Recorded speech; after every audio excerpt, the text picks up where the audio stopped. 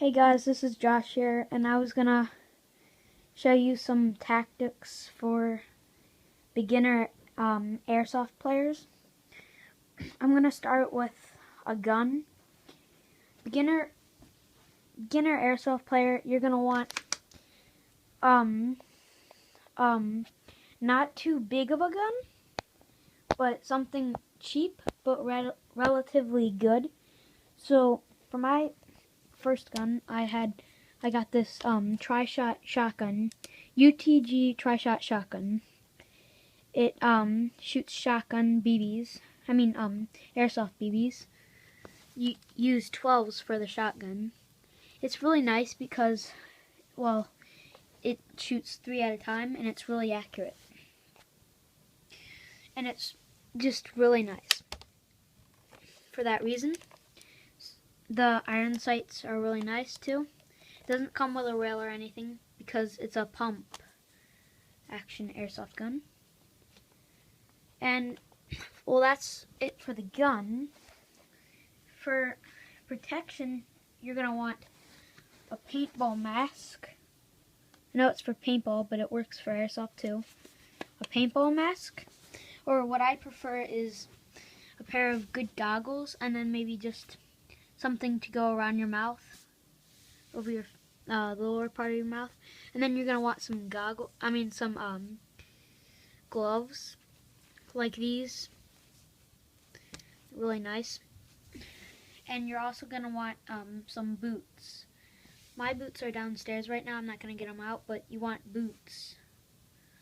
And as you get more into airsoft, you're going to want a better gun, an electric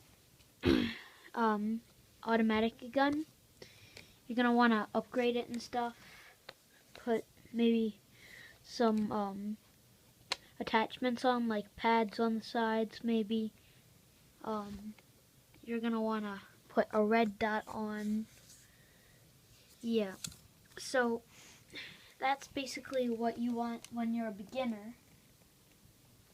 And also when you're a beginner, you're going to want a sidearm, a pistol. This is only like 40 bucks. It's an electric pistol. It's pretty nice because it's blowback, but it's electric, so it's not that great. It's actually full auto. It's pretty cool. So that's what you want for a sidearm, main gun, face protection, and hand protection. And for tactics, what you want is you want to put the gun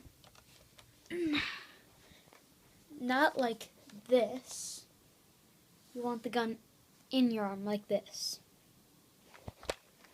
And also, don't just no scope. You actually use your sights.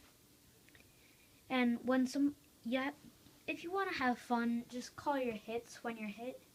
It's a lot more fun when you're not arguing and fighting with the guy who hit you and you're not calling your hits. It's a lot more fun for both of you if you're just playing a game. And if you have a really good gun and it has really good range, like a rifle like this, then you want to be mid-field, like around the middle of the field where the action is. If you have a shotgun, you want to be real close to the enemy, the other team's players. So you want to get really close to them when you shoot them with this, and with your pistol. If you have a sniper, you want to get as far back as your sniper shoots, and you want to get them from far range. Because most likely their gun does not shoot as far as your sniper rifle, unless they have a sniper. So that's what you want to use if you're going for far range. And you also want to have a pistol, just in case they get too close. And if you really want to really put some crazy attachments on your rifle, get one of these. This is a grenade launcher. Here, I'll show you how you use it. I'm not going to actually shoot it, but these are what you load into it. Put them in here. But what you do is you put BBs in here. It shoots a lot of them at the time. you put it in here, and then like that, and then when you're ready to shoot, just pull this back. It's green gas powered, but it's really nice because if you want to clear a room, then this is what you would use. So yeah, it's really nice because it just goes on the bottom of your gun as long as it has rails. It's pretty cool if you want to intimidate anybody. And it also works outdoors when you are out of ammo or somebody's in the middle of the field and you just want to have some fun and take them out real quick. Then I'd use this. It's really cool because you don't have to go out and fetch the shell. Here, I'll show you.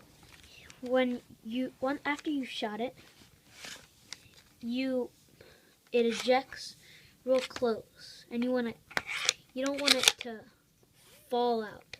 You want to actually get